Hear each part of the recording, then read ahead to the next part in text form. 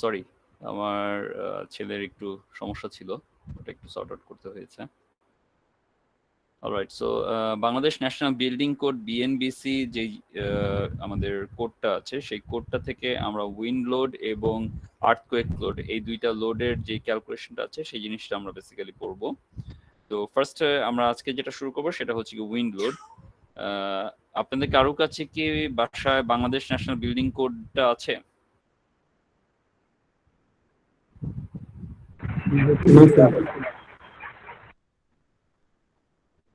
Sorry, আমি শুনতে পাই নাই, মাল্টিপল এক কথা একসাথে ছিল, একজন একজন করে একটু বলবেন।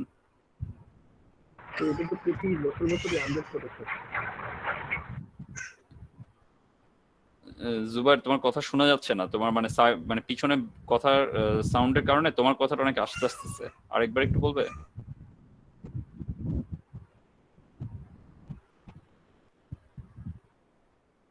স্যার নাই। আচ্ছা, নাই, ওকে, না থাকলে সমস্যা নেই। এটা হচ্ছে বেসিক্যালি আমি তোমাদেরকে কিছু লিংক দিয়ে দিব। আমি হচ্ছে জাস্ট গুগলে চেক করে দেখলাম যে বিএনবিসির লোকেশন ইয়েটা পাওয়া যায় কিনা। তো আমি একটা সাইট পেয়েছি গভর্নমেন্টের, এটা আমি জানি না এটা আসলে কি সাইট, law.resource.org, এটা মনে হচ্ছে না কোনো গভর্নমেন্ট সাইট। পিডব্লিউডির একটা সাইট আছে এখানে, কিন্তু পিডব্লিউডি সাইটটার মধ্যে আমি হচ্ছে গিয়ে ওই পার্টটা পাচ্ছি না। বেসিক্যালি বাংলাদেশ ন্যাশনাল বিল্ডিং কোডের হচ্ছে গিয়ে নতুন আরো কিছু ভার্সন নিয়ে কাজ চলতেছে, যেটা এখনো পর্যন্ত বাংলাদেশ ন্যাশনাল বিল্ডিং কোড 2020 একটা আসার কথা ছিল, কিন্তু সেটা এখনো পর্যন্ত তোমার গেজেট আকারে পাস হয় নাই। গেজেট আকারে যেটা এখনো পর্যন্ত পাস হয়ে আছে সেটা হচ্ছে গিয়ে বাংলাদেশ ন্যাশনাল বিল্ডিং কোড 2006। এটা বেসিক্যালি কাজ শুরু হয়, এটার হিস্ট্রিটা একটু আমি বলি, যে বাংলাদেশ ন্যাশনাল বিল্ডিং কোড নিয়ে অনেক আগে থেকে কাজ শুরু হয়, প্রায় 90 দিকে কাজ শুরু হয়। 90 দিকে কাজ শুরু হওয়ার পর এই পুরো কাজটাকে কম্পাইল করে 93-তে রেডি করা হয়। তারপর 93 থেকে শুরু করে 2006 সাল পর্যন্ত এই পুরো জিনিসটার উপরে রিভিউ চলে। রিভিউ চলে বলতে যে এইটার যে কোডগুলো দেওয়া হয়েছে সেই কোডগুলোর উপরে হচ্ছে গিয়ে বিভিন্ন যুক্তি তর্ক, তারপরে অ্যানালাইসিস, এটা নিয়ে বিভিন্ন রকমের হচ্ছে গিয়ে কাজ করা হয়। তারপর ফাইনালি 2006-এ এসে যখন এই সবকিছু যখন ওকে হয়েছে, ওকে হওয়ার পর বাংলাদেশ সরকার সেটাকে গেজেট আকারে তোমার অনুমোদন দেয় 2006 সালে। যে কারণে বাংলাদেশ ন্যাশনাল বিল্ডিং কোড নামে কেউ এই কোডটাকে অনেক সময় হচ্ছে গিয়ে বলে বিএনবিসি 1993 বলে, কেউ বিএনবিসি 2006 বলে। 1993 বলে এই কারণে, কারণ হচ্ছে গিয়ে তখন 1993-তে এটা পুরো কোডটা একত্রিত করা হয়েছে, বাট তখনও পর্যন্ত কিন্তু এটা সরকারের কাছ থেকে পারমিশন পায় নাই। ওই কোডটাই সরকারের কাছ থেকে গেজেট আকারে পারমিশন পায়, সেটা হচ্ছে 2006-এ। সো আমরা অফিসিয়ালি আসলে যেটা বলা উচিত সেটা হচ্ছে বিএনবিসি 2006। এবং এখন পর্যন্ত এই কোডের বিভিন্ন কোডই কিন্তু একটা সার্টেন টাইম পর পর তোমার রিভাইজ করা হয়, ঠিক আছে? তো 2006 যে কোডটা, সেটা তো অলরেডি প্রায় 14 বছর পুরনো হয়ে গেছে। তো 2012 সালের দিকে এসে আবার সেই কোডটা নিয়ে তোমার নতুন করে কিছু জিনিস আপডেট করা হয়েছে। আপডেট করে সেটাকে হচ্ছে গিয়ে অ্যানালাইসিস করা হচ্ছে, সিমুলেশন করা হচ্ছে যে এটাকে কিভাবে আপডেট করা সম্ভব এবং কোন কোন জায়গাগুলো আপডেট করবে। এবং যারা আপডেট করে শুধুমাত্র এমন না যে আমি একটা জিনিস আপডেট করলাম সেটার সাথে সাথে পাস হয়ে যাবে। এই জিনিসগুলোকে কম্পাইল করে তখন আবার হচ্ছে গিয়ে সরকারের উচ্চ পর্যায়ে এর বিভিন্ন অফিসারদেরকে এটা দেয়া হয় চেক করার জন্য। পাশাপাশি যারা রিসার্চার আছেন বা গবেষক আছেন বা যারা এইসব বিষয় নিয়ে কাজ করেন, তাদেরকেও এটাতে ডাকা হয়, বিভিন্ন কমিটি করা হয়, যে কমিটি ফাইনালি অনেক সময় লাগে যে তারা এই নতুন যে কোডগুলো, নতুন যে ভ্যালুগুলো যে তারা যে প্রেসক্রাইব করবেন, সেই প্রেসক্রাইবেশনটা কি আদৌ ঠিক আছে নাকি আরো মডিফিকেশন দরকার, এটা নিয়ে অ্যানালাইসিস করতেন। তো সেই কাজটাও এখন পর্যন্ত 2012-এ আবার নতুন করে কোড রিভিউ করা শুরু হয়েছে, কিন্তু যেটা এখনো পর্যন্ত শেষ হয় নাই। আর মাঝখানে এই করোনা মহামারীর কারণে হচ্ছে গিয়ে পুরো জিনিসটা এখন আবার আটকে আছে। তো নতুন যে কোড সেটা এখনো পর্যন্ত এখনো পাবলিশ হয় নাই, ঠিক আছে? কিন্তু অনেকে বলে যে 2012, 2015 বা 2020 সম্পর্কে বলে, কিন্তু এটা এখনো পর্যন্ত গভর্নমেন্টের অফিসিয়াল অনুমোদন পায় নাই এবং এখন পর্যন্ত প্রকাশ হয়নি। গভর্নমেন্টের অফিসিয়াল অনুমোদন পাওয়া যেটা আছে সেটা হচ্ছে গিয়ে বিএনবিসি 2006। তো আমরা বেসিক্যালি সেই বিএনবিসি 2006টা যেটা আছে সেই 2006টা থেকেই আমরা উইন্ড লোড যেভাবে ক্যালকুলেশন করে, যে যে কোনো একটা স্ট্রাকচার যদি আমার ডিজাইন করতে হয়, সেই স্ট্রাকচারের ক্ষেত্রে তার যে গ্র্যাভিটি লোড আছে, গ্র্যাভিটি লোড বলতে তার ডেড লোড, তার উপর যে লাইভ লোড আসবে, এই যে লোডগুলো, এর পাশাপাশি উইন্ড ফোর্সের কারণে কি লোড আসতে পারে সেই লোডটা আমাদেরকে কনসিডার করতে হয়। কনসিডার করে তারপর আমরা একটা স্ট্রাকচারকে ডিজাইন করি। সো আজকের যে টপিকসটা সেটা হচ্ছে আমাদের সেই উইন্ড ফোর্স নিয়ে আমরা পড়াশোনা করবো, যে কিভাবে উইন্ড ফোর্সের মাধ্যমে উইন্ড ফোর্স ক্যালকুলেট করতে হয় এবং ফোর্সটা কিভাবে আমরা ডিজাইনে ইনকর্পোরেট করব। আর এটার জন্য আমাদের হচ্ছে কি সবচেয়ে বেস্ট হচ্ছে কি Bangladesh national building code. So আমার কাছে পার্সোনালি আমার বিএনবিসির একটা কোড বই আছে। আমাদের ইউনিভার্সিটি লাইব্রেরিতেও বিএনবিসির যেই কোড সেটাও পাওয়া যায়। পাশাপাশি আপনারা যদি যারা ঢাকায় আছেন, ঢাকায় আপনারা যদি নীলক্ষেতের কাছে আশেপাশে থাকেন বা কোনো বড় লাইব্রেরি আশেপাশে থাকেন, তাহলে আপনারা লাইব্রেরি থেকেও এটা কিনতে পারেন। বিএনবিসির টোটাল বিএনবিসিটা মানে টোটাল যে কোডটা সেটা বিশাল বড় একটা পার্ট। স্ট্রাকচারাল ডিজাইনের জন্য আমরা শুধুমাত্র হচ্ছে গিয়ে পার্ট 6 যে পার্টটা আছে সেটাকে আমরা কনসিডার করি, কারণ ওইটাই আমাদের বেসিক্যালি দরকার হবে এই উইন্ড লোড এবং আর্থকুয়েক লোড, পাশাপাশি আরো কিছু বিভিন্ন যে ইয়েগুলো আছে। কিন্তু এছাড়া এই টোটাল কোডটার মধ্যেই মানে একটা বিল্ডিং এর যত রকমের কি বলে আপনার কম্পোনেন্ট গুলো আছে যেটা কিনা কনসিডার করা উচিত, যে একটা বিল্ডিং কতটুকু সাইজের হবে, বিল্ডিং এর ফায়ার রেশিও কিভাবে ক্যালকুলেট করতে হবে, বিল্ডিং কত স্টোরি হইতে পারে, কি টাইপের অকুপেন্সি হবে, এটা কি ইন্ডাস্ট্রিয়াল হবে নাকি রেসিডেন্সিয়াল হবে নাকি হচ্ছে গিয়ে এডুকেশনাল বিল্ডিং হবে, ঠিক আছে, বিল্ডিং এর সেটব্যাক কতটুকু হবে, দ্যাট মিনস আপনার প্লটের সাইজের উপর বেস করে আপনি কতটুকু জায়গা আপনাকে ছাড়তে হবে সামনে পিছনে ডানে বামে, এই সব কিছুই এই বিএনবিসি কোডের মধ্যে দেয়া আছে, ঠিক আছে। তো স্যার এটা কই চ্যাপ্টার 6 টাতে স্যার সব দেওয়া? না, চ্যাপ্টার 6টাতে সবকিছু না, বিএনবিসির মধ্যে সবকিছু আছে। এটা টোটাল প্রায় 10টা চ্যাপ্টারের মতো, 10টা চ্যাপ্টার, এক একটা চ্যাপ্টারে এক এক রকমের জিনিস আছে, ঠিক আছে। কনক্রিট বিল্ডিং এর ডিজাইনের অনেক ইনফরমেশন আছে, স্টিল স্ট্রাকচার বিল্ডিং ডিজাইনের ইনফরমেশন আছে, টিম্বার বিল্ডিং ডিজাইন করার এখানে কোড আছে, ঠিক আছে, ভেরিয়াস টাইপ অফ কোড আছে। তো আমাদের জন্য স্যার শুধু 6 নাম্বারটা। আপনাদের এই 311 কোর্সে আমি আপনাদেরকে যে উইন্ড লোড ডিজাইন এবং আর্থকুয়েক লোড ডিজাইনটা পড়াবো, সেটার জন্য হচ্ছে এই পার্ট 6 স্ট্রাকচারাল ডিজাইন, এই পার্টটা আপনাদের জন্য লাগবে, ঠিক আছে। অন্য কোর্স যখন আপনারা করবেন ভবিষ্যতে তখন আরো অন্যান্য পার্টটাও লাগতে পারে। তো বাট আপাতত যদি সম্ভব হয় তাহলে অ্যাটলিস্ট বেটার যদি আপনারা যদি এই পার্টটা যদি কিনে ফেলতে পারেন। নীলক্ষেতের দিকে বিএনবিসি 2006 যেটা, সেটা পুরো বইটাকে তারা আবার 3টা পার্টে ভাগ করছে, মানে টোটাল যেই 10টা চ্যাপ্টার বা পার্ট এটাকে আবার 3টা ভাগে ভাগ করছে। তো আপনাকে যদি আপনি বইটা যদি একবারে যদি 3টা কিনে ফেলেন তাহলে very good, as a civil engineer হিসেবে এটা অবশ্যই জরুরি যে আপনার কাছে বিএনবিসিটা থাকবে, ঠিক আছে।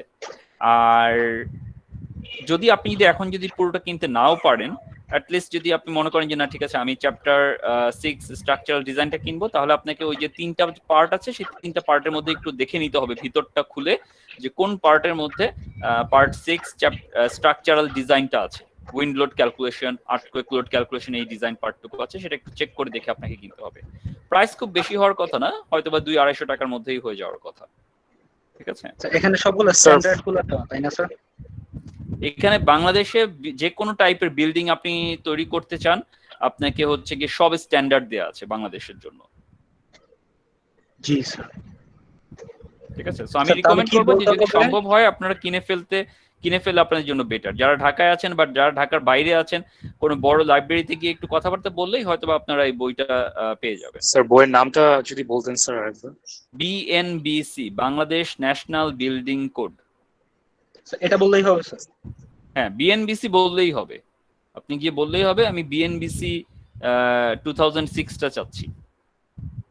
আচ্ছা স্যার, ঠিক আছে। যেমন এই যে রকমারি.com এ আছে, দেখি। হ্যাঁ বলেন। এই কোডটা কি বিভিন্ন এলাকার জন্য বিভিন্ন হয়? সমুদ্রের পারে বিল্ডিং এর একরকম, আবার পুরো ঢাকার দিকে আরেক রকম। বাংলাদেশে, আপনার পুরো বাংলাদেশেই হচ্ছে গিয়ে এটার আন্ডারে আছে। সো আপনি কোথায় বিল্ডিং করবেন, আপনি যদি কক্সবাজারে করেন কক্সবাজারের জন্য কোড আছে, আপনি যদি মানিকগঞ্জে করেন সেটার জন্য কোড আছে, আপনি যদি রংপুরে করেন সেটার জন্য কোড আছে।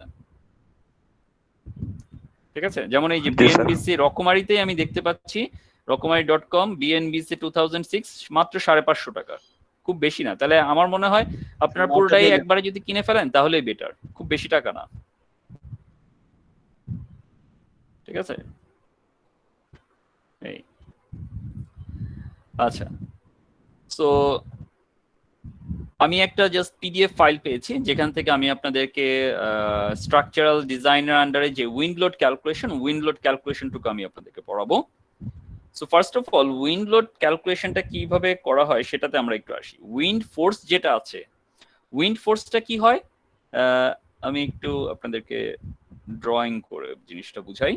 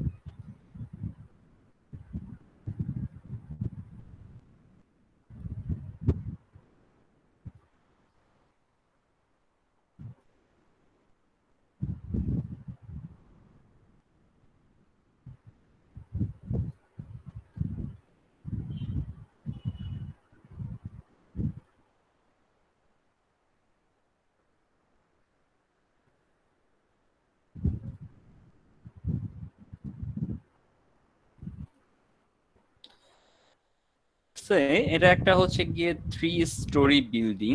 ঠিক আছে, সো এটা হচ্ছে আমার গ্রাউন্ড ফ্লোর, এটা হচ্ছে ফার্স্ট ফ্লোর, এটা হচ্ছে সেকেন্ড ফ্লোর। আমরা যদি এখান থেকে বলি স্টোরি এবং ফ্লোরের মধ্যে কিন্তু অনেকটা ডিফারেন্স আছে। ঠিক আছে, যেমন আমরা যেটা বলি হচ্ছে গিয়ে গ্রাউন্ড ফ্লোর, এটা কিন্তু বোঝা বেসিক্যালি ফার্স্ট স্টোরি, যেটাকে আমরা বলি ফার্স্ট ফ্লোর সেটা হচ্ছে গিয়ে সেকেন্ড স্টোরি, আর যেটাকে আমরা বলি সেকেন্ড ফ্লোর সেটা হচ্ছে গিয়ে বেসিক্যালি থার্ড স্টোরি। ঠিক আছে, সো এই তিনটা স্টোরি যেটা কিনা হচ্ছে ground floor, first floor, second floor, এবং বিল্ডিংটার হচ্ছে গিয়ে অনেকগুলো ফ্রেমের মতো যদি আমরা চিন্তা করি, মনে করেন এই যে ভার্টিক্যাল লাইনগুলো এগুলো সবগুলো হচ্ছে তার কলাম ইন্ডিকেট করতেছে। এখানে হচ্ছে গিয়ে যে কলাম, মাঝখানে এই যে জাংশন পয়েন্টগুলো আছে এখানে প্রত্যেকটা নিচের দিকে আপনার কলাম আছে, আর এই যে হরাইজন্টাল যে লাইনগুলো এগুলো হচ্ছে প্রত্যেকটা বিম, এবং বিমের সাথে আপনার হচ্ছে গিয়ে ফ্লোর। ওকে, এখন এই যে বিল্ডিংটাতে কিন্তু আপনার দেখা যেতে পারে যে যে কোনো ডাইরেকশন থেকে দেখা যাবে যে আপনার উইন্ড আসবে। এখন ডিপেন্ডিং অন আপনার বাসাটা বা বিল্ডিংটা কোন জায়গাতে অবস্থিত সেটার উপর বেস করে কিন্তু দেখা যাবে যে উইন্ডের একটা নির্দিষ্ট ফোর্স আসবে। যেমন এই যে আমরা দেখি যে রাস্তাঘাটে যখন চলি তখন দেখি যে বাতাসের একটা ফোর্স আছে, যখন হচ্ছে গিয়ে ঢাকা শহরে এক রকমের হচ্ছে গিয়ে উইন্ড ফোর্স আসতেছে, আপনি যদি রংপুরে যান তাহলে আরেক রকম হবে, আপনি যদি চিটাগাঙে যান তাহলে আরেক রকম হবে, বিভিন্ন জেলাতে আপনার বিভিন্ন রকম। আপনি যদি কক্সবাজারে যান তাহলে আবার দেখা যাবে যে আরেক রকম হবে, ডিফারেন্ট হবে।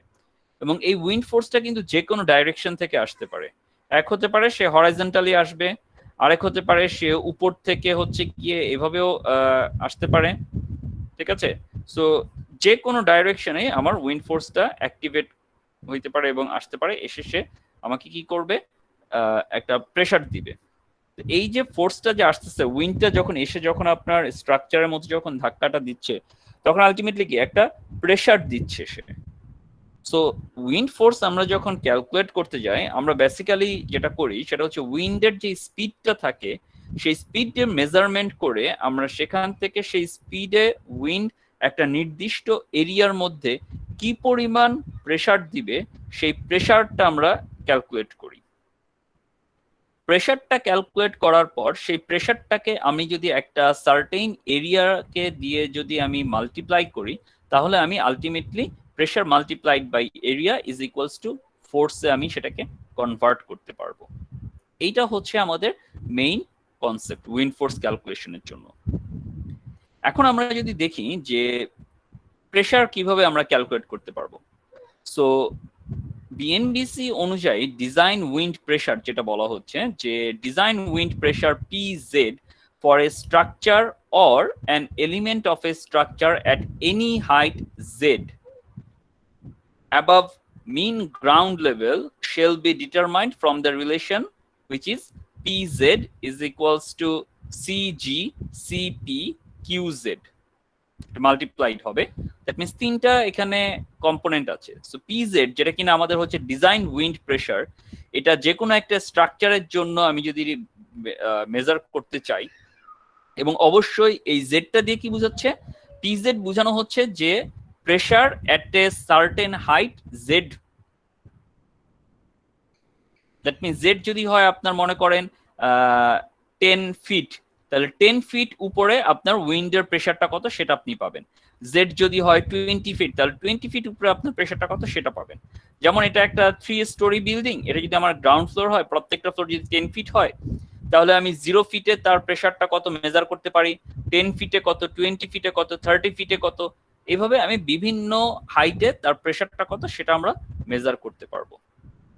এবং সেই মেজারটা কিভাবে হবে, তিনটা এখানে কম্পোনেন্ট আছে, সিজি সিপি কিউজেড। আচ্ছা, তাহলে পিজেড হচ্ছে কি ডিজাইন উইন্ড প্রেসার এট হাইট জেড, যেটা কিনা আসবে কিলো নিউটন পার মিটার স্কোয়ারে। এখানে একটু বলে রাখি যে বিএনবিসি আমাদের যে কোডটা, সেই কোডটা কিন্তু বাংলাদেশে আপনার সরকারি হিসাব মতে আমরা কোন একক ইউজ করি এটা কি জানেন সবাই? কোন ইউনিট ইউজ করা হয়? এমকেএস নাকি এসআই নাকি এফপিএস নাকি সিজিএস নাকি যেন একটা আছে সেটা? এসআই না স্যার আমরা আমেরিকান স্ট্যান্ডার্ড। আমেরিকান স্ট্যান্ডার্ড আবার কোনটা?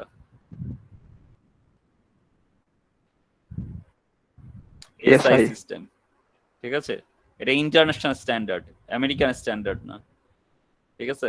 SI means international standard. International standard কোনটা? এসআই হচ্ছে গিয়ে এমকেএস টাকেই ইন্টারন্যাশনালি তারা কনভার্ট করেছে। দ্যাট মিন্স মিটার, কিলোনিউটন এবং সেকেন্ড, এমকেএস যেই ইউনিটটা। সো বিএনবিসি তে আলটিমেটলি সেই এমকেএস ইউনিটটাকে ফলো করা হচ্ছে, যার কারণে আপনি দেখবেন যে সকল যেই দূরত্ব বা ডিস্টেন্স সেটা মিটারে থাকবে, যে ফোর্স গুলো থাকবে সেটা নিউটন বা কিলো নিউটনে থাকবে। আর এফপিএস সিস্টেমে আমরা যখন কাজ করি তখন সেটা হচ্ছে গিয়ে আপনার পাউন্ড, তারপর ফিট, এই ইউনিটে আমরা হচ্ছে গিয়ে কাজ করি, ঠিক আছে? সো আপনারা যখন আমরা হচ্ছে গিয়ে বিভিন্ন ম্যাথ গুলো ডিজাইন করেছি বা ম্যাথ গুলো সলভ করেছি, তখন হয়তো বা ফিট, তারপর মিটার, বিভিন্ন ইউনিট আমরা ইউজ করেছি। কিন্তু এখন আমরা যখন বিএনবিসি ইউজ করতে যাচ্ছি, আমরা সবসময় খেয়াল রাখতে হবে আমাদের প্রেসার যেটা আসবে সেটা হচ্ছে গিয়ে প্রেসারটা আসবে কিলো নিউটন পার মিটার স্কোয়ারে। এখন সিজিটা কি? সিজিটা হচ্ছে গিয়ে gust coefficient which shall be either gz or gh or g bar as set forth in section 2.4.6.6. এটা আমরা একটু পরে আসতেছি। দ্যাট মিন্স সিজিটা হচ্ছে একটা কোএফিসিয়েন্ট যেটাকে আমরা বলছি গাস্ট কোএফিসিয়েন্ট। আচ্ছা, প্রেসার কোএফিসিয়েন্ট হচ্ছে গিয়ে সিপি, যেটা কিনা হচ্ছে গিয়ে প্রত্যেকটা স্ট্রাকচারের জন্য একটা নির্দিষ্ট একটা ভ্যালু দেওয়া আছে, যেটা আমরা পাবো সেকশন 2.4.6.7 এ। আর কিউজেড যেটা, that means sustained wind pressure, এইটা আমরা পাবো একটা ইকুয়েশন থেকে। ইকুয়েশনটা হচ্ছে গিয়ে ইকুয়েশন নাম্বার 2.4.1, এটা হচ্ছে 2.4.2। 2.4.1 ইকুয়েশনটাতে আমরা পাবো এই কিউজেড, যেখানে কিউজেড ইজ ইকুয়ালস টু, মানে ইয়ে করা যাচ্ছে না, আচ্ছা, QZ is equals to CCCI CZ VB square. এটা আমি একটু পরে আপনাদেরকে দেখাচ্ছি, ঠিক আছে? তো পিজেড আমরা একটা একটা করে যদি আসি, তাহলে পিজেড হচ্ছে গিয়ে ফার্স্ট অফ অল আসতেছে সিজি। সিজিটা আমরা পাবো কোথায়? সেকশন 2.4.6.6, সেখানে যদি আমরা যাই,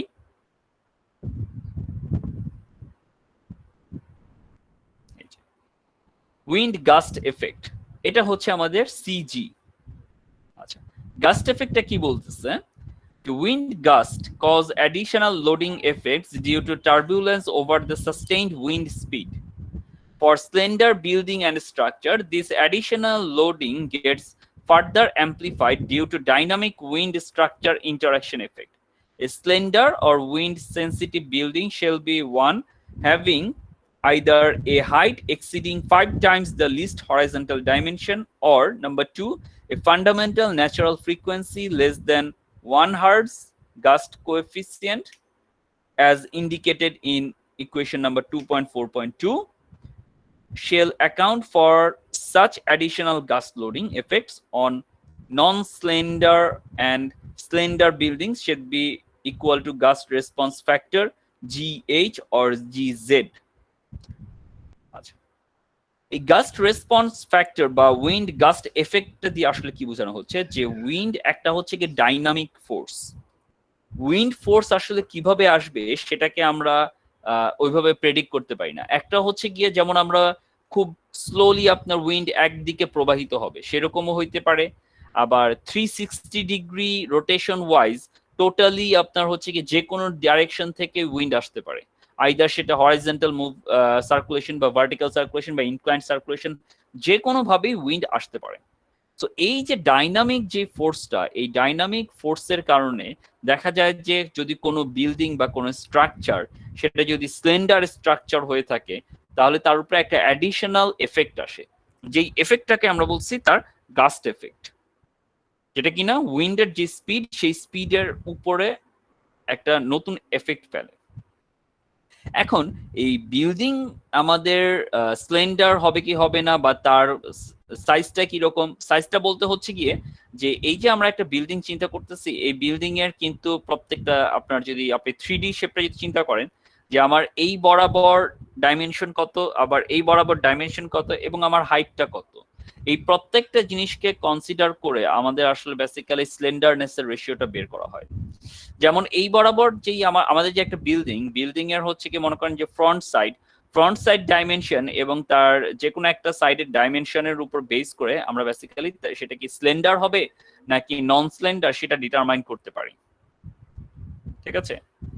তো আলটিমেটলি এই গাস্ট রেসপন্স ফ্যাক্টর যে বা উইন্ড গাস্ট এফেক্ট যেটা আসতেছে, সেটা আমরা বের করে থাকি একটা টেবিল থেকে, টেবিল নাম্বার 6.2.11। এই টেবিলে যেটা বলা হচ্ছে যে আমার গ্রাউন্ড লেভেল থেকে বিভিন্ন হাইটে আমার এই গাস্ট রেসপন্স ফ্যাক্টরটা দেয়া আছে, যেটা আবার ডিপেন্ড করবে আমার তিনটা এক্সপোজারের উপরে, যে বিল্ডিংটা আসলে কোথায় এক্সপোজড, বিল্ডিংটা আপনার যেই লোকেশনে অবস্থিত সেই লোকেশনটা আসলে আশেপাশের এক্সপোজারটা কিরকম। তিনটা ক্যাটাগরি আছে, এ বি সি। আমরা একটু পর এটা দেখবো যে এক্সপোজারটা আসলে কি ইন্ডিকেট করতেছে। আগে আমরা এখানে দেখি। তো আমরা এখানে দেখতে পাচ্ছি যে বিল্ডিং হাইট 0 মিটার থেকে 4.5 মিটার পর্যন্ত আমার এক্সপোজার ভ্যালুটা একটা ফিক্সড ভ্যালু, যে যদি এক্সপোজার এ হয় তাহলে সেটা হচ্ছে 1.654, এক্সপোজার বি হলে 1.321, এক্সপোজার সি হলে 1.154।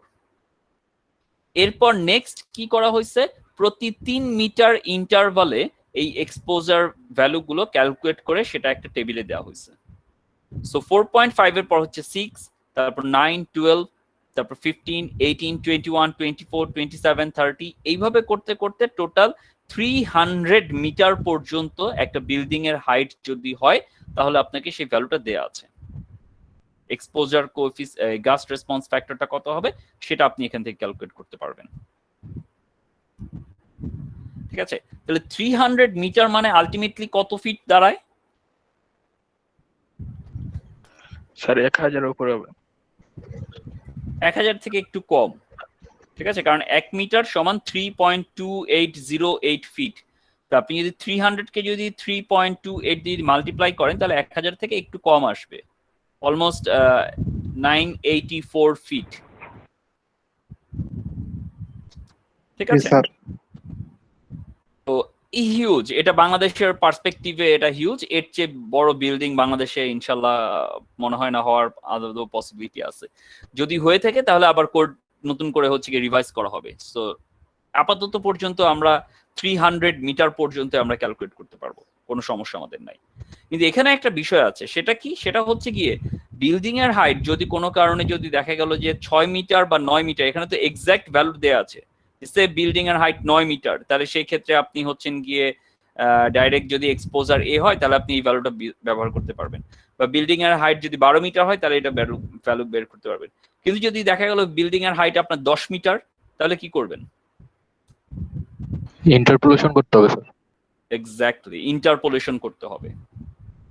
ঠিক আছে, সো এই জিনিসটা আমাদেরকে মাথায় রাখতে হবে যে যদি কোনো কারণে আমাদের বিল্ডিং এর হাইট দেখা গেল যে আমার যেই টেবিলের যে ভ্যালুটা আছে এক্সাক্ট ভ্যালু ওয়াইজ যদি আমি না পাই, তাহলে যেই দুইটা ভ্যালুর মাঝখানে আমি পাবো সেটা আমি ইন্টারপোলেশন করে আমি ক্যালকুলেট করে নেব। এক্সপোজার এ বি সি এই তিনটা আমার ফিক্স থাকবে, এটা আমার যে কোনো একটা এক্সপোজার হবে। ঠিক আছে, এক্সপোজারে এখন যদি যাই, আমাদের যে এক্সপোজারটা আসলে কি ইন্ডিকেট করে,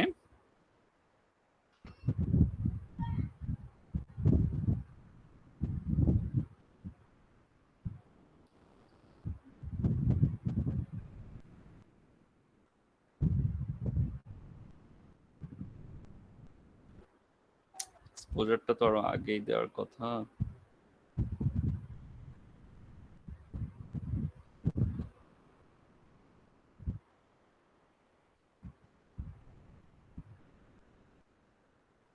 এখান থেকে আর্থকোয়েক লোড শুরু হয়ে গেছে।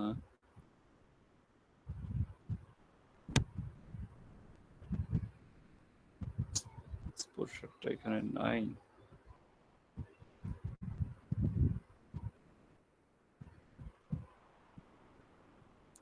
Foundation, structural design, pier foundation.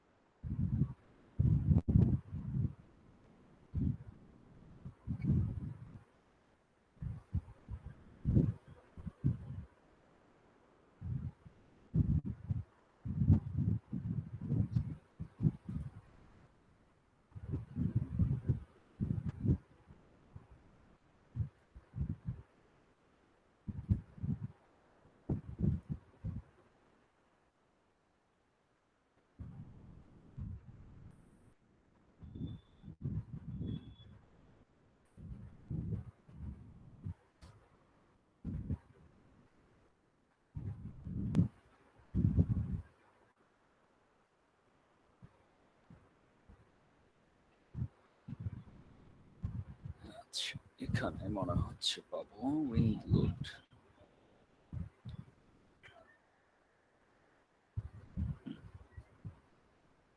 এখানে পাওয়া যাবে।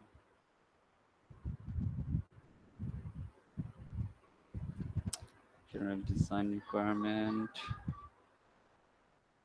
structural design, occupancy, importance category টা আছে, force resistant system, seismic zone,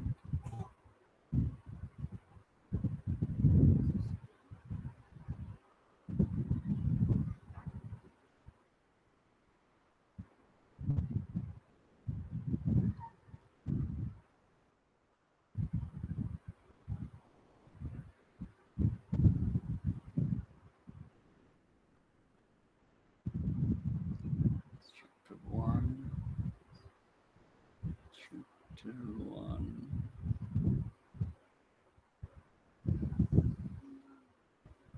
chapter 2 loads,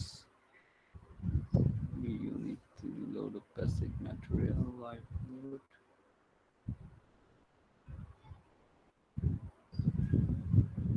live load, roof live load,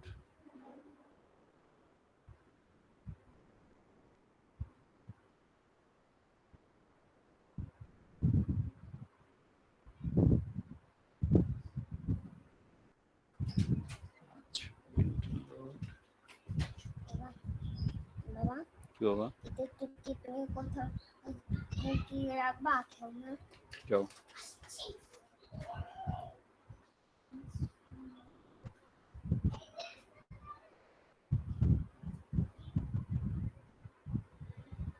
এই যে পাওয়া গেছে। সো এক্সপোজার ক্যাটাগরি যেটা আমরা এখানে দেখলাম, এই যে সিজেড এর জন্য যে এক্সপোজার এ বি সি এটা কি? সো টেরেইন এক্সপোজার, ঠিক আছে? টেরেইন এক্সপোজারটা কি? A terrain exposure category that adequately reflects the surface roughness characteristics of the ground shall be determined for the building site taking into account the variations in the ground roughness arising from the existing natural topography, vegetation and man-made construction.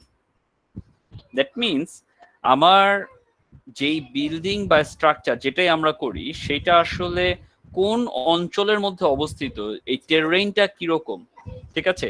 সেইটা natural টপোগ্রাফিটা কিরকম, এটা কি flat topography নাকি Hili topography, এখানে কি টাইপের man-made structure আছে, এইসব কনসিডারেশনের উপর বেস করে আমাদের এই এক্সপোজার ক্যাটাগরিটা ডিফাইন হয়। এক্সপোজার ক্যাটাগরিটা তিন টাইপের হতে পারে, একটা হচ্ছে কি এক্সপোজার এ, বি বা সি। সরি, আমি একটু 1 মিনিটের একটু ব্রেক নিচ্ছি, আমি এখন একটু আসতেছি, 1 মিনিট।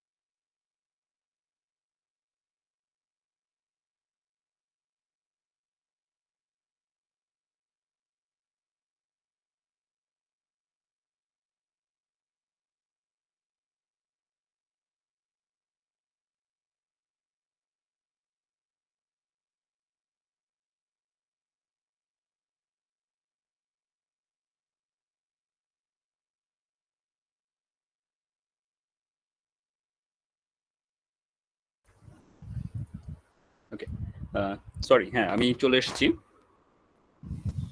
সরি আপনাদেরকে আজকে একটু বারবার ডিস্টার্ব করতে হচ্ছে আমার।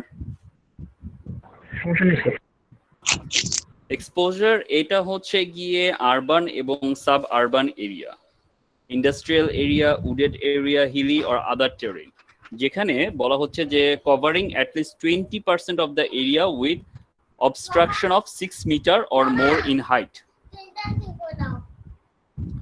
দ্যাট মিনস যে কোনো আরবান রেসিডেন্সিয়াল বা ইন্ডাস্ট্রিয়াল এরিয়া অথবা সাব আরবান এরিয়া যেই জায়গাতে আমার অলমোস্ট মিনিমাম 20% হচ্ছে গিয়ে 6 মিটার বা তার থেকে উঁচু হাইটের আমার কোনো বিল্ডিং থাকবে, কনস্ট্রাকশন থাকবে, ঠিক আছে, যেটা হতে পারে কোনো বিল্ডিং বা অন্য কোনো স্ট্রাকচার যদি থাকে 20% একটা এরিয়ার, তাহলে সেই জায়গাটাকে আমরা বলবো বেসিক্যালি এক্সপোজার এ।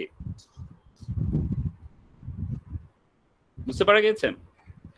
এর পাশাপাশি যদি হিলি এরিয়াও যদি হয়ে থাকে, ঠিক আছে, সেই হিলি এরিয়াটাকেও আমরা এক্সপোজার এ হিসেবে কনসিডার করি। Extending from the site at least 500 meters or 10 times the height of the structure whichever is greater. That means যে আইদার আমার যে সাইটটা আছে সেই সাইটের 500 মিটারের মধ্যে যদি হয়ে থাকে অথবা 10 টাইমস অফ হাইট যেটা তার মধ্যে যদি হয়ে থাকে, তাহলে আমরা সেটাকে ধরবো এক্সপোজার এ।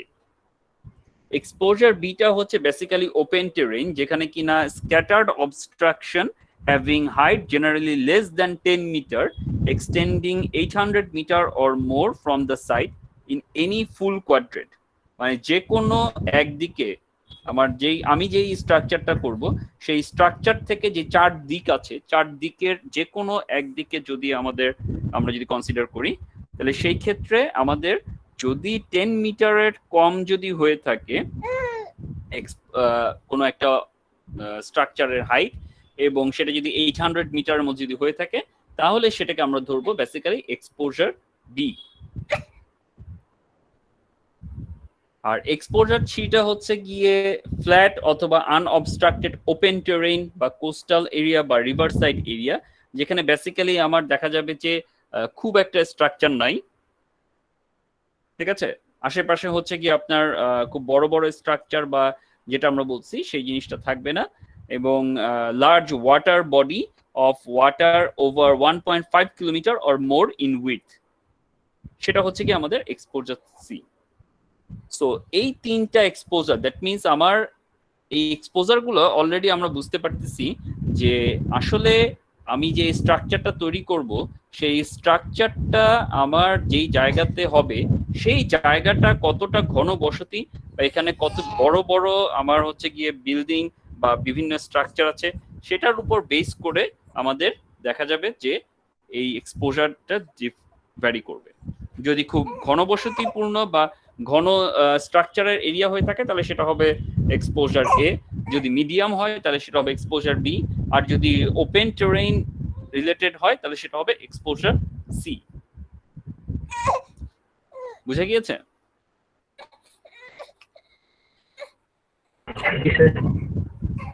আচ্ছা,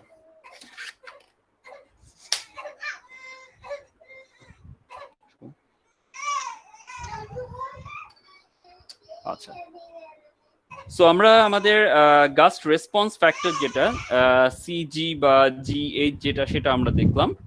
এখন আমরা যেটা দেখব সেটা হচ্ছে গিয়ে আমাদের পিজেড এর মধ্যে আর কি কি ছিল। সিপি প্রেসার কোএফিসিয়েন্ট, যেটা কিনা আসবে 2.4.6.7 থেকে। আচ্ছা, সো আমরা যদি 2.4.6.7 এ যদি যাই,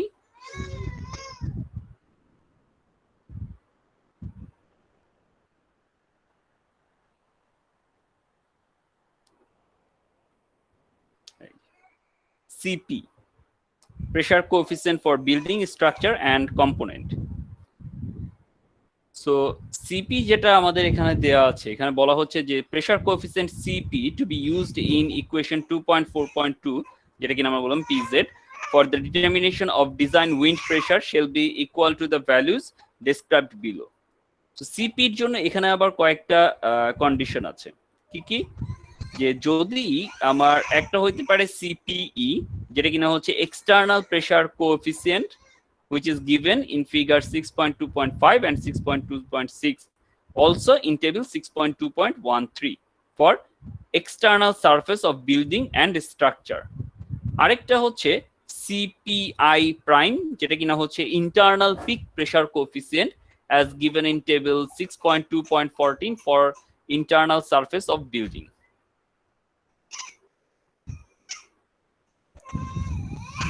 ঠিক আছে?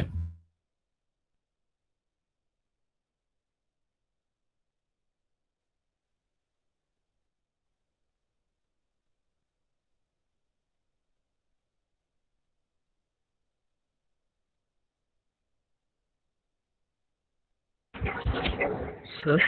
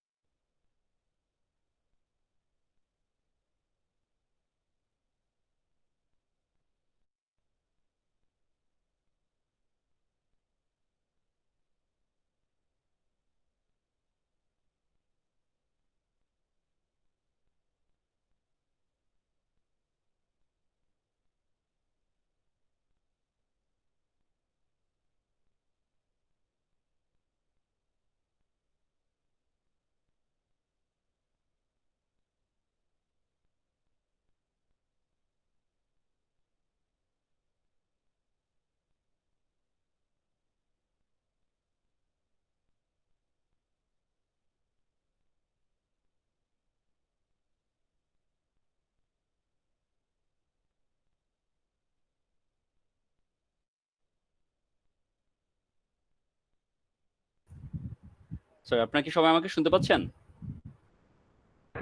জি স্যার। জি স্যার। জি স্যার। আচ্ছা, আমি খেয়াল করি না কখন যে আমার নেটওয়ার্কের ইন্টারনেট হঠাৎ করে মনে হয় লাইনে একটু ডিস্টার্ব করছিল, নেট অফ হয়ে গেছিল। আমি কথা বলেই যাচ্ছি পরে দিয়ে হঠাৎ করে এসে আমার ইয়ে জানালো যে নেটওয়ার্ক ইন্টারনেট নাই, এই আর কি। আপনারা লাস্ট কতটুকু পর্যন্ত শুনছেন? ইপিটা শুরু করছিলেন, এরপরে আর কিছু শোনা যায়নি। আচ্ছা, এর পরপরই চলে এসেছে না? আচ্ছা,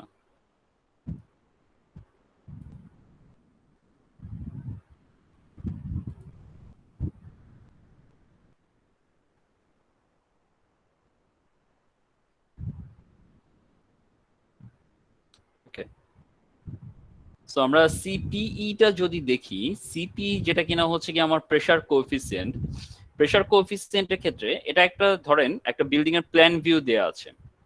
সো প্ল্যান ভিউতে আমরা যেটা দেখতে পাচ্ছি যে যদি উইন্ড আমার লেফট থেকে রাইটের দিকে আসে এবং এই উইন্ডটা এই যে বিল্ডিং এর যে প্ল্যানটা আছে সেটা মনে করেন যে আমার যেই ডাইরেকশন থেকে আসতেছে সেটা পারপেন্ডিকুলার ডাইরেকশনটা হচ্ছে বি, এবং তার যে অন্য যে ডাইরেকশন প্যারালাল ডাইরেকশনটার লেংথ হচ্ছে গিয়ে এল। তাহলে সেই ক্ষেত্রে আমরা যেই সারফেসটাতে এসে উইন্ড ধাক্কা দিবে, যেটা কিনা আমরা বলে থাকি উইন্ডওয়ার্ড সাইড, ঠিক আছে, উইন্ড যেই ডাইরেকশন থেকে আসবে সেই ডাইরেকশনের যেই সাইডটা থাকবে বা সারফেসটা থাকবে সেটাকে আমরা বলি উইন্ডওয়ার্ড সাইড, আর ওইটা বাদে উল্টো দিকে যে সাইডটা থাকবে সেটাকে বলা হয় লিওয়ার্ড সাইড। এই দুইটা জিনিস একটু খেয়াল রাখতে হবে আপনাদেরকে, যে উইন্ড যদি লেফট থেকে রাইটের দিকে আসে তাহলে এই সাইডটাকে আমরা বলবো উইন্ডওয়ার্ড সাইড, আর এই সাইডটাকে তখন আমরা বলবো লিওয়ার্ড সাইড, LEE লি WARD লিওয়ার্ড। আবার অল্টারনেটিভলি উইন্ড যদি এদিক থেকে আসে রাইট সাইড থেকে আসে তাহলে এই সাইডটা আমার হবে উইন্ডওয়ার্ড সাইড, আর তখন এই সাইডটা হয়ে যাবে লিওয়ার্ড সাইড। সিমিলারলি উইন্ড যদি এদিক থেকে আসে তাহলে এই সাইডটা হচ্ছে উইন্ডওয়ার্ড সাইড, এই সাইডটা হবে লিওয়ার্ড সাইড। উইন্ড যদি এদিক থেকে আসে তাহলে এটা হবে উইন্ডওয়ার্ড সাইড, এটা হবে লিওয়ার্ড সাইড। তো এখন এই যে আমাদের উইন্ডওয়ার্ড সাইড এবং লিওয়ার্ড সাইড এইটার উপর বেস করে এবং আমার বি বা এল এই যে রেশিওটা সেটার উপর বেস করে এক্সটার্নাল প্রেসার কোএফিসিয়েন্ট সিপি এই ভ্যালুটা আমাদেরকে দিয়ে দেওয়া আছে। এটা হচ্ছে গিয়ে সেই টেবিল আমাদের, যেখানে কিনা আমরা ইকুয়েশন যেটা আমরা চাচ্ছিলাম যে পিজেড এর যে equation PZ is equals to CG CPE QZ, এই ভ্যালুটা আমরা ইউজ করব। তো এখানে পিই যেটা যদি আমাদের উইন্ডওয়ার্ড সাইড হয় বা উইন্ডওয়ার্ড ওয়াল হয়ে থাকে তাহলে সেই ক্ষেত্রে যেটা হবে যে আমার L/B ভ্যালু যাই হোক না কেন সিপিই এর ভ্যালু অলওয়েজ 0.8, এটা কনস্ট্যান্ট। আর যদি আমার লিওয়ার্ড সাইড হয় তাহলে লিওয়ার্ড সাইডে L/B রেশিও, দ্যাট মিনস প্ল্যানের আমার যে লেংথ এটা হচ্ছে গিয়ে এলটা কোনটা, এলটা এখানে বলা হচ্ছে horizontal dimension of building measured parallel to the wind direction. So wind যেই ডাইরেকশনে থাকবে সেই ডাইরেকশনে প্যারালাল ডাইরেকশনটা হচ্ছে আমার এল, আর উইন্ড যেই ডাইরেকশনে থাকবে সেই ডাইরেকশনের নর্মাল বা পারপেন্ডিকুলার ডাইরেকশনটা হচ্ছে বি। তাহলে এই দুইটা ডাইরেকশনের যে রেশিও সেই রেশিওর উপর বেস করে লিওয়ার্ড সাইডের জন্য আমার সিপিই এর ভ্যালুটা -0.5 থেকে -0.2 পর্যন্ত ভ্যারি করবে, ডিপেন্ডিং অন আমার লিওয়ার্ড ওয়ালের যে L/B ভ্যালু সেটা কি লেস ইকুয়াল দেন 0.1 থেকে ম্যাক্সিমাম গ্রেটার দেন 4 পর্যন্ত যদি হয় তাহলে এর মধ্যেই এই ভ্যালুটা থাকবে। আর যদি এখানে যে ভ্যালুগুলো দেয়া আছে এর মধ্যে যদি হয় সে 1 এবং 2 এই দুইটার মাঝখানে আসলো 1.5, তাহলে সেক্ষেত্রে আমাকে ইন্টারপোলেশন করে ক্যালকুলেট করতে হবে। আর সাইড ওয়াল যেগুলো থাকবে দ্যাট মিনস আমার উইন্ড যদি এখান থেকে আসে তাহলে এটা হচ্ছে উইন্ডওয়ার্ড সাইড, এটা হচ্ছে লিওয়ার্ড সাইড, তাহলে বাদবাকি যে দুইটা সেটা হচ্ছে কি আমাদের সাইড ওয়াল। আবার যদি উইন্ড যদি এদিক থেকে আসে তাহলে এটা হচ্ছে উইন্ডওয়ার্ড সাইড, এটা হচ্ছে লিওয়ার্ড সাইড, তখন এটা এবং এটা হবে সাইড ওয়াল। সাইড ওয়ালের জন্য L/B ভ্যালু যাই হোক না কেন সিপিই যেটা সেটা হবে আমাদের -0.7। বুঝা গিয়েছে? এটা হচ্ছে গিয়ে আমার ওয়ালের জন্য, দ্যাট মিনস এই যে একটা বিল্ডিং, সেই বিল্ডিংটা যদি মনে করেন যে নর্মাল রেসিডেন্সিয়াল বিল্ডিং এর কথা যদি আমরা ধরি, যেটা কিনা হচ্ছে আপনার এরকম হাইট, তার থাকবে একটা নির্দিষ্ট হাইট থাকবে, আর সেই ক্ষেত্রে উইন্ড যদি আমার এই ডাইরেকশনে আসে তাহলে উইন্ডওয়ার্ড সাইডের জন্য আমরা ইউজ করব সিজি সিপি কিউজেড, যেখানে এই সিপিটা হচ্ছে কি উইন্ডওয়ার্ড ওয়ালের জন্য আমার 0.8, আর লিওয়ার্ড ওয়াল যেটা হবে লিওয়ার্ড ওয়ালের জন্য আমরা আমাদের L/B ভ্যালু যেটা আসবে সেখান থেকে আমরা এটা বের করব।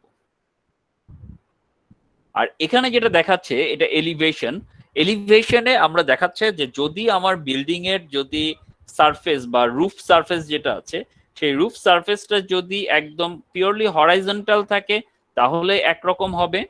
এই যে যদি সিপি যদি আমার external pressure coefficient for roof বলা হচ্ছে, রুফের ক্ষেত্রে যদি আমার এই ভ্যালুটা একদম প্যারালাল টু রিজ হয়, দ্যাট মিনস আমার থিটা 0 থাকতেছে, থিটার কোনো ভ্যালু নাই, ঠিক আছে, থিটাটা আমার 0 হয়ে যাচ্ছে। তাহলে সেই ক্ষেত্রে আমার হচ্ছে গিয়ে h/l এর উপর বেস করে দেখেন থিটার ভ্যালু সব সময় -0.7।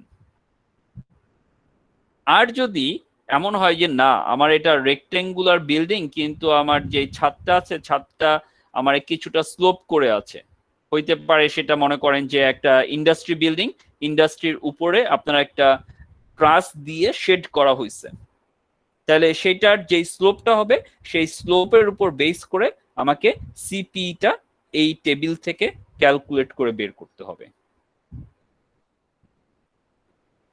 যে উইন্ডওয়ার্ড সাইডের জন্য কত আর লিওয়ার্ড সাইডের জন্য কত হবে ভ্যালুটা। বুঝা গিয়েছে? এইখানে h/l যেটা, h হচ্ছে গিয়ে আমাদের যেই পয়েন্টে আমি মেজার করতে চাচ্ছি সেই পিজেড ভ্যালুটা, সেই হাইট, আর এলটা হচ্ছে গিয়ে আমাদের বিল্ডিং এর স্প্যান লেংথ এল, যেটা কিনা হচ্ছে আমরা বলছিলাম যে উইন্ড যেই ডাইরেকশনে আসবে সেই ডাইরেকশনের প্যারালাল ডাইরেকশনের যে লেংথটা সেটা হচ্ছে গিয়ে আমাদের এল। তাহলে সেখান থেকে আমরা এই সিপিই ভ্যালুটা ক্যালকুলেট করতে পারবো। বুঝতে পেরেছেন?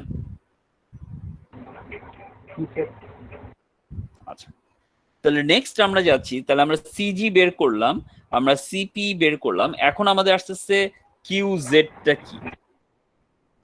সো কিউ জেড যদি আমরা যাই,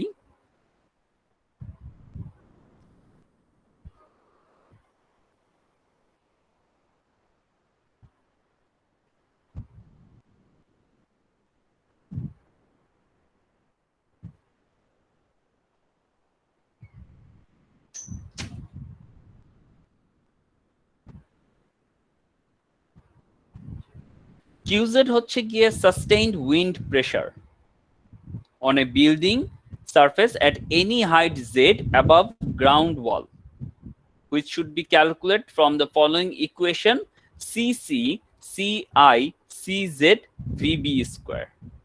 So এটা আরেকটা ইকুয়েশন থেকে আমার পাচ্ছি। তাহলে সাস্টেইনড উইন্ড প্রেসার যেটা আমি পাচ্ছি at a certain height z metre, সেই ভ্যালুটা আমাদের আসছে আবার কিলোনিউটন পার মিটার স্কয়ারে। এইটা হচ্ছে কি আবার তিনটা কোএফিসিয়েন্ট এবং একটা ফোর্স। তিনটা কোএফিসিয়েন্ট কি? ফার্স্ট হচ্ছে কি সিসি, সিসি যদি আমরা দেখি সেটা হচ্ছে কি velocity to pressure conversion coefficient. মানে আমি এই যে ইকুয়েশনটা আছে সাস্টেইনড উইন্ড প্রেসার, এটা মেজার করব কি দিয়ে?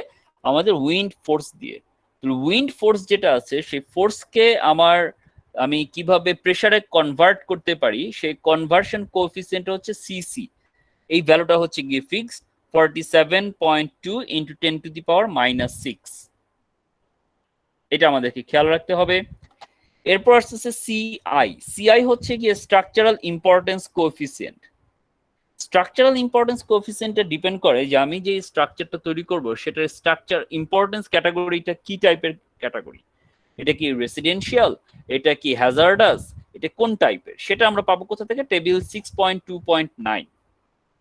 এই যে structural importance coefficient CI for wind load. এখানে আমরা দেখতে পাচ্ছি যে টোটাল 5টা ইম্পর্টেন্স ক্যাটাগরি আছে একটা স্ট্রাকচারের ক্ষেত্রে। কি কি? Essential facility, hazardous facility, special occupancy structure, standard occupancy structure এবং লো রিস্ক স্ট্রাকচার।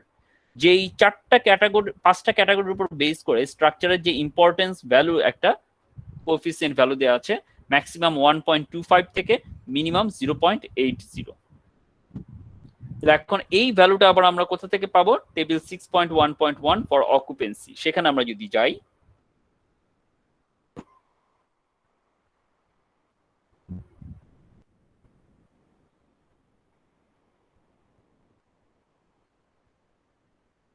এখানে ছাড়াও পাওয়া যাবে, এখানেই তো আছে, এখানেই থাকার কথা importance ক্যাটাগরিটা।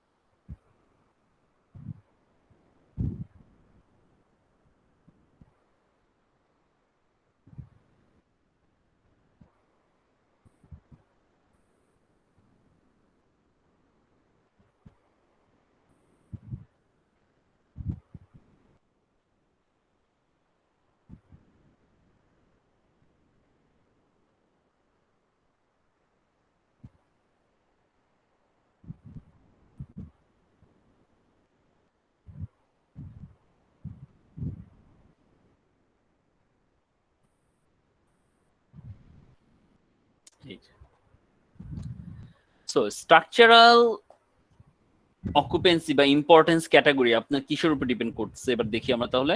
First of all structural importance category 1 যেটা কিনা হচ্ছে এসেনশিয়াল ফ্যাসিলিটি। কি কি? হসপিটাল বা other medical facility, fire and police station, tank or other structures containing housing, supporting water or other fire suppression material, emergency vehicle shelter or garage, structure and equipped in emergency preparedness center যেমন হচ্ছে কি cyclone shelter বা food shelter, standby power generation equipment or other type of facilities, structure and equipment in government communication center যেগুলো সেগুলো বা emergency response centre যেগুলো সেগুলো হচ্ছে কি সবই এসেনশিয়াল ফ্যাসিলিটিজ এর আন্ডারে পড়বে। হ্যাজার্ডাস ফ্যাসিলিটিজ এর আন্ডারে পড়বে সেই সব স্ট্রাকচার যেটার মধ্যে কোনো রকমের টক্সিক বা এক্সপ্লোসিভ সাবস্টেন্স রাখা হবে। যেমন আপনারা কিছুদিন আগে দেখেছেন যে লেবাননের বৈরুতে একটা বিশাল বড় এক্সপ্লোশন হয়েছে, এক্সপ্লোশন হয়ে আপনার হচ্ছে গিয়ে প্রায় কয়েকশো মানুষ মারা গেছে। তো এই জিনিসটা কেন হয়েছে? কারণ জানা গেছে, ইনভেস্টিগেশনের মাধ্যমে জানা গিয়েছে যে যেখানে আপনার বৈরুতের ওখানে যেই সমুদ্র বন্দরটা ছিল সেখানে একটা বিল্ডিং এর মধ্যে, পরিত্যক্ত ভবনের মধ্যে কয়েক হাজার টন আপনার অ্যামোনিয়াম নাইট্রেট জমা রাখা ছিল।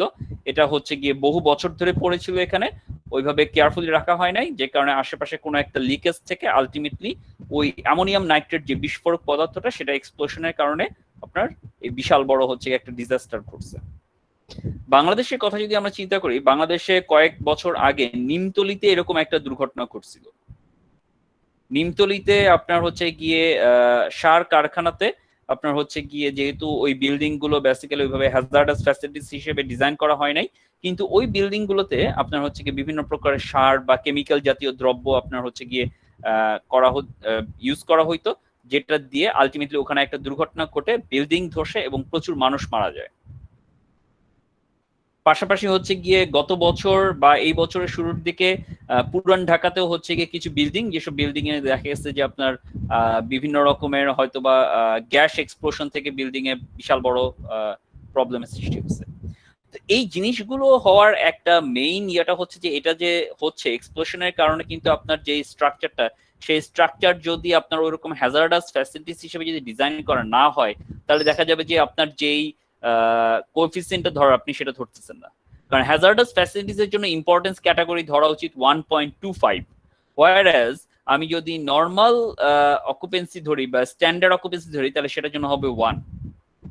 1 আর 1.25 এর মধ্যে প্রায় 25% এর একটা ভ্যারিয়েশন আছে। সো 25% আপনি যদি কম ইম্পর্টেন্স দেন একটা স্ট্রাকচারকে, স্বাভাবিকভাবেই আপনার স্ট্রাকচার অনেকটা ভালনারেবল চলে আসবে।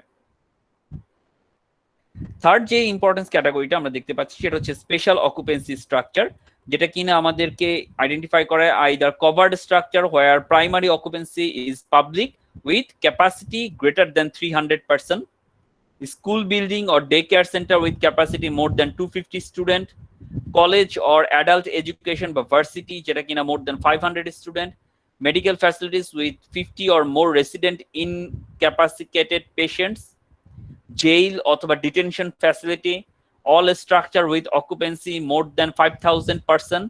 এই যে বিভিন্ন টাইপ অফ স্ট্রাকচার গুলো আছে সেগুলো সবই হবে স্পেশাল অকুপেন্সি স্ট্রাকচার। আর স্ট্যান্ডার্ড অকুপেন্সি হবে এনি টাইপ অফ স্ট্রাকচার যেটা কিনা এই তিনটার আন্ডারে পড়বে না, neither essential, neither hazardous, neither special occupancy structure. তিনটার মধ্যে যদি না পড়ে তাহলে সেইটা হবে আমাদের স্ট্যান্ডার্ড অকুপেন্সি স্ট্রাকচার। আর ফাইনালি লো রিস্ক স্ট্রাকচার কি? Building or structure that exhibits low risk two human life and property in the event of failure, such as agricultural building, minor storage facility যেমন হইতে পারে আপনার silo বা godown, যেটাতে কিনা আপনার হচ্ছে গিয়ে হিউম্যান লাইফের উপরে ক্ষতিটা কম, ঠিক আছে, কারণ এখানে প্রচুর পরিমাণে মানুষ একসাথে থাকে না। বা টেম্পোরারি ফ্যাসিলিটি বা কনস্ট্রাকশন ফ্যাসিলিটি, সে মনে করেন যে কনস্ট্রাকশন ইয়ার্ড যেগুলো করা হয়, যেসব জায়গাতে মানুষজন থাকে না কিন্তু আমার মেশিনারিজ জিনিসপত্রগুলো থাকবে, সেগুলো হতে পারে লো রিস্ক স্ট্রাকচার। তো এইটা হচ্ছে কি আমাদের ইম্পর্টেন্স ক্যাটাগরি, যে ইম্পর্টেন্স ক্যাটাগরির উপরে বেস করে আপনাকে ডিসিশন নিতে হবে যে আপনার ইম্পর্টেন্স কোএফিসিয়েন্টটা কত হবে।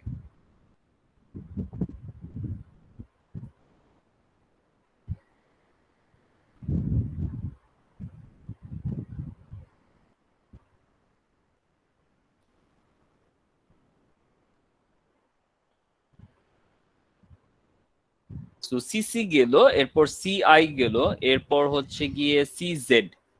সিজেডটা কি? সিজেড হচ্ছে combined height and exposure coefficient, যেটা আমরা পাবো টেবিল 6.2.10 থেকে। এই যে এটাও হচ্ছে অনেকটা আগের যে টেবিলটা আমরা দেখেছিলাম, যে জিএইচ এর যে টেবিল, যেটা ছিল গাস্ট কোএফিসিয়েন্ট ফ্যাক্টর যেই টেবিল, সেটার মতোই, যেখানে কিনা আমরা দেখতে পাচ্ছি যে যদি বিল্ডিং হাইট 0 থেকে 4.5 মিটার হয়, তাহলে সিজেড এর যে ভ্যালু সেটা এক্সপোজার এ বা এক্সপোজার বি বা এক্সপোজার সির উপর বেস করে আমার ডিফারেন্ট ভ্যালু হবে। এছাড়া আমার 4.5 থেকে এরপর প্রতি 3 মিটার ডিস্টেন্সে ম্যাক্সিমাম 300 পর্যন্ত আমাদের এই ভ্যালুগুলো দেওয়া আছে, এবং বলা আছে যে linear interpolation is acceptable for intermediate values of Z. So আমার বিল্ডিং এর হাইট কি হবে, সেটা যদি কোনো একটা ইন্টারমিডিয়েট ভ্যালু হয়ে থাকে, তাহলে সেক্ষেত্রে আমাকে লিনিয়ার ইন্টারপোলেশনের মাধ্যমে এটা বের করতে হবে। সো এটাও আমরা ইজিলি করতে পারবো। স্যার এটা কোয়েকশন আছে না? হ্যাঁ, এটা কোয়েকশন আছে। বুঝতে পারি নাই মুয়াজ, আপনার কথাটা আরেকবার বলেন। স্যার স্যার একটা কোয়েকশন আছে স্যার, যদি আমার চারপাশে বিল্ডিং এর হাইট যদি হয়, ধরেন চারপাশে বিল্ডিং 2 তলা, কিন্তু আমার যে বিল্ডিংটা আমি তৈরি করব ওইটা যদি 5 থেকে 6 তলা হয়, তাহলে কোনটাতে পড়বে, এ বি না সি তে? আচ্ছা, এক্সপোজার এ হবে না বি হবে না সি হবে সেটার উপরে। এখন এক্সপোজারটা ডিপেন্ড করবে আপনার শুধু চারপাশের বিল্ডিং না, আপনার পুরো লোকালিটির উপরে। লোকালিটির উপরে বলতে যেমন আপনি তো থাকেন সিলেটে, তাই না? জি স্যার। আচ্ছা, তো সিলেটে আপনি যদি সিলেট টাউনে থাকেন, যেটা কিনা টোটালি আরবান এরিয়া, আরবান এরিয়ার জন্য সেটা হচ্ছে কি আপনার এক্সপোজার এ। যদি আপনি সিলেটের আরবান এরিয়াতে না থাকেন, আপনি যদি এমন একটা জায়গায় থাকেন যেখানে কিনা স্ক্যাটার্ড, মানে আরবান এরিয়াতে যেমন দেখা যায় যে এক একটা রাস্তার 2 পাশ ধরেই আপনার হচ্ছে কি বিল্ডিং, এবং কোনোটা দোতলা হতে পারে, কোনোটা 3 তলা, কোনোটা 4 তলা, কোনোটা 5 তলা, কোনোটা 6 তলা, যে কোনো টাইপ, কিন্তু এটা আরবান এরিয়া। আবার সাব আরবান এরিয়াও যদি হয়ে থাকে, যেমন হচ্ছে গিয়ে আমার একটা রাস্তার ধরে সব জায়গায় যদি শুধু বিল্ডিং না, বিভিন্ন জায়গাতে বিল্ডিং আছে। এক্সপোজার বি হচ্ছে গিয়ে একটা এক্সাম্পল হইতে পারে যে যেখানে আপনার বিল্ডিং আছে, বিল্ডিং এর হাইট গুলো কম, কিন্তু বিল্ডিং গুলো সব দূরে দূরে। যেমন মনে করেন কোন জায়গা বলি, যে শহর ছাড়া গ্রামাঞ্চলের যে জায়গাগুলো, ঠিক আছে, একটু পেরিফেরির দিকে, যেখানে কিনা আপনার মনে করেন যে এক একটা জায়গাতে ছোটখাটো এক একটা বিল্ডিং, তো সেই জায়গাটা হচ্ছে আপনার এক্সপোজার বি। সেখানে যদি আপনি মনে করেন যে আপনি যদি একটা 5-6 তলা যদি বিল্ডিং করতে চান, তাহলে আপনাকে এক্সপোজার বি কনসিডার করতে হবে। আর আপনি যদি আরবান এরিয়ার মধ্যে দোতলা বিল্ডিংও যদি করেন, তাহলে আপনাকে সেটা এক্সপোজার এ নিতে হবে। নট ম্যাটার যে আপনি 5 তলা বিল্ডিং করবেন নাকি 10 তলা বিল্ডিং করবেন। আরবান এরিয়া যদি এমন যদি হয় যে আরবান এরিয়া, যেই এরিয়ার মধ্যে আপনার চারপাশে প্রায় 500 মিটার পর্যন্ত সব বিল্ডিংই হচ্ছে আপনার দোতলা 3 তলার মধ্যে, কিন্তু আপনি নতুন একটা বিল্ডিং করতেছেন যে বিল্ডিংটা হবে 6 তলা, তাহলে আপনাকে এক্সপোজার এ নিতে হবে। আর যদি এটা যদি আরবান এরিয়া না হয়, যদি পেরিফেরির দিকে হয়, যেখানে কিনা এক একটা মনে করেন যে প্লট থেকে আরেকটা প্লট বিশাল দূরে দূরে, ঠিক আছে, মনে করেন যে কৃষি জমি টাইপ জায়গা, এর মধ্যে হচ্ছে গিয়ে জমির পাশে এক একজন যে জমির যে মালিক, তার হচ্ছে এক একটা 3 তলা 4 তলা বিল্ডিং, কিন্তু সেই বিল্ডিং গুলো আপনার 3 তলা 4 তলা হতে পারে বা 5 তলা 6 তলা পর্যন্ত হতে পারে, কিন্তু এক একটা বিল্ডিং অনেক দূরে দূরে, ঠিক আছে। তাহলে সেই ক্ষেত্রে তখন আপনার আসবে এক্সপোজার বি। বুঝে গিয়েছে? জি স্যার। আচ্ছা, জি স্যার। ফাইন। সো ফাইনালি আমাদের থাকতেছে, আমরা সিসি দেখলাম, সিআই দেখলাম, সিজেড দেখলাম, এখন ভিবি। ভিবিটা কি? ভিবি হচ্ছে গিয়ে basic wind speed in kilometre per hour. বাংলাদেশে আমরা স্পিডটাকে সাধারণত কিলোমিটার পার আওয়ারে মেজার করে থাকি, যে কোনো স্পিডকে, সেটা হোক উইন্ড স্পিড বা গাড়ির ভেহিক্যাল স্পিড, যে কোনো কিছু ক্ষেত্রে। আপনারা দেখবেন যে যারা যদি আপনারা যদি বাইক চালান বা প্রাইভেট কার চালান, তাহলে আপনারা দেখবেন যে স্পিড যেটা আছে সেটা হচ্ছে কিলোমিটার পার আওয়ারে দেওয়া থাকে, ঠিক আছে।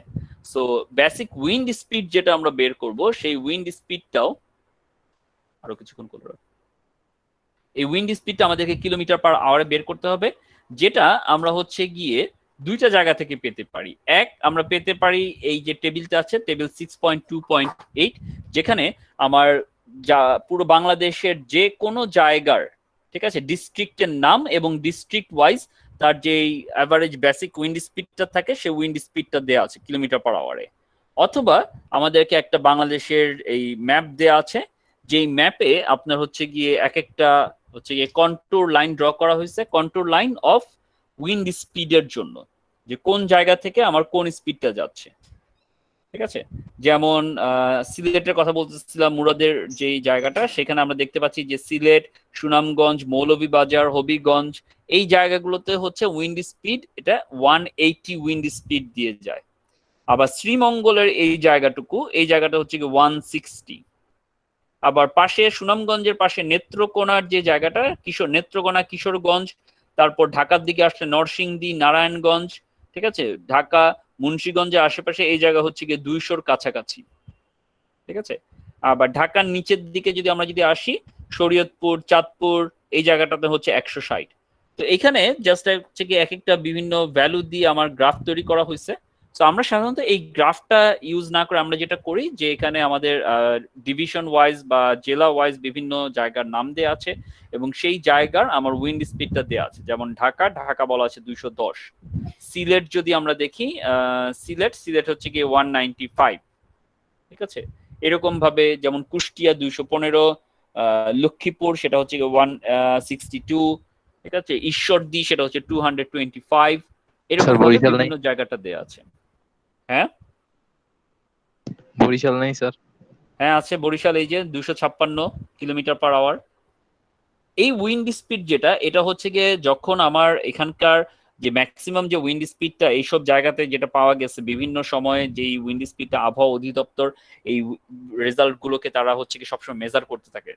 ঠিক আছে, তো সেই ক্ষেত্রে দেখা যাচ্ছে যে সবচেয়ে ক্রিটিক্যাল টাইমে আমার উইন্ড স্পিডটা কত আসে সেটাকেই ধরা হয়েছে। কেন? কারণ সো দ্যাট মনে করেন একটা সাইক্লোন আসলো বা একটা হচ্ছে কি আপনার ঝড় আসলো, ঠিক আছে, তো সেই সময় যাতে আমার যে উইন্ড স্পিডটা আসবে সেই সময় আমার যাতে বিল্ডিং যাতে এমন না হয় যে বিল্ডিং ভেঙে গেছে বা বিল্ডিং এ ক্র্যাক দেখা গেছে বা বিল্ডিং উপড়ে গেছে, ঠিক আছে, সেটা যাতে না হয়, তাহলে ওই স্পিডটাকে ম্যাক্সিমাম যে উইন্ড স্পিডটা থাকে সেই উইন্ড স্পিডটাকে আমরা গভর্ন করে ওই জায়গার জন্য আমরা তার যে উইন্ড ফোর্সটা আসবে সেই উইন্ড ফোর্সটা আমরা ক্যালকুলেট করব। যদি কারুর কোনো লোকেশন, এখানে আমি যতটুকু জানি আমার জানা মতো এখানে প্রত্যেকটা জেলার নামই আছে। যদি কোনো জেলার নাম যদি এখানে যদি না থাকে, এমন কেউ কি আছেন যার জেলার নাম এখানে নাই? দেখি তো আপনারা কারা কারা এখানে আছেন, এক একজনের নাম বলেন তো, জেলার নাম দেখি আমরা খুঁজে যে কি আরো জেলা আছে নাকি যে সেটা এখানে নাই। কুমিল্লা স্যার। কুমিল্লা আছে, কুমিল্লা আছে, কুমিল্লা 196। আর কেউ? স্যার মুন্সিগঞ্জ। মুন্সিগঞ্জ, এই যে মুন্সিগঞ্জ আছে 184। স্যার নওগাঁ। নওগাঁ তো থাকার কথা, নোয়াখালী, নওগাঁ, নেত্রকোনা, নরসিংদী, নড়াইল, এই যে নওগাঁ আছে 175। চ্যাটে একজন সম্মত লিখছে কে? ঢাকা তো থাকবেই রে ভাই, ঢাকা থাকবে না কেন? ঢাকা আছে 210। আর কারো এরিয়া? আর কেউ নাই, বাকিরা সবাই হয়তো ঢাকাতে। ইভেন সেন্ট মার্টিনেরটাও দেওয়া আছে, সেন্ট মার্টিন আইল্যান্ড, সেখানে হচ্ছে গিয়ে 260। তারপর টেকনাফ 260। ঠিক আছে, আমার জানা মতো 260টাই হচ্ছে গিয়ে মনে হয় হাইয়েস্ট। তারপর পটুয়াখালী, পিরোজপুর, এসব জায়গাতে 260 করে আছে। ঠিক আছে, উইন্ড স্পিড। আর সবচেয়ে কম হচ্ছে গিয়ে উত্তরের দিকে, যেমন নীলফামারী 140, নীলফামারীতে স্পিড হচ্ছে 140। ঠাকুরগাঁওতে হচ্ছে 130। আর এর চেয়ে কম 130-এর চেয়ে কি কম মনে হয় না আছে। অঙ্গরপোটা এটা কোন জায়গা আমি নিজেও জানি না, বাংলাদেশে এই জায়গার নাম আমি কোথাও শুনি নাই আজ পর্যন্ত। ঠিক আছে, বরগুনাতে 260 ম্যাক্সিমামই আছে। আচ্ছা 130 হচ্ছে দিনাজপুরেও আছে, দিনাজপুর এবং ঠাকুরগাঁও এই দুইটাই হচ্ছে 130। এর নিচে আর নাই। সো ম্যাক্সিমাম হচ্ছে দিনাজপুর এবং ঠাকুরগাঁও 130 এবং মিনিমাম। আর ম্যাক্সিমাম হচ্ছে টেকনাফ 260, সেন্ট মার্টিনসে 260, পিরোজপুর আছে 260, তারপরে চিটাগাং আছে 260। ঠিক আছে, তারপরে বরগুনাও আছে 260। সো অলমোস্ট প্রত্যেকটা এরিয়ার হচ্ছে গিয়ে আপনার জেলার এই স্পিডটা এখানে দেওয়া আছে। সো এই স্পিডটা যদি আমরা জানি তাহলে আমরা ইজিলি এই কিউজেড ভ্যালুটা আমরা ডিটারমাইন করতে পারবো, এবং কিউজেড বের করতে পারলে আমরা হচ্ছে গিয়ে টিজেড যেটা আছে সেই টিজেডটা আমরা ইজিলি ক্যালকুলেট করতে পারবো from this equation.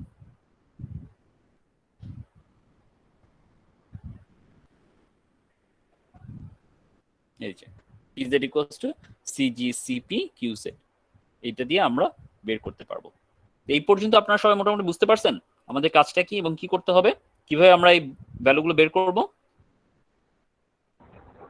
G sir. Okay, very good. So আমি আপনাদেরকে এই দুইটা লিংক, পিডিএফ লিংকগুলো আমি আপনাদের ক্লাসরুমে দিয়ে দিব যাতে আপনারা এখান থেকে একটু দেখতে পারেন, ঠিক আছে? আর আপনাদের কাজ হচ্ছে গিয়ে যেটুকু আজকে আপনাদেরকে পড়ানো হলো সেটা একটু ভালো মতো পড়বেন। নেক্সট ক্লাসে আমরা উইন্ড ফোর্স কিভাবে ক্যালকুলেট করে সেটা আমরা ম্যাথ সলভ করা শুরু করব। ওকে,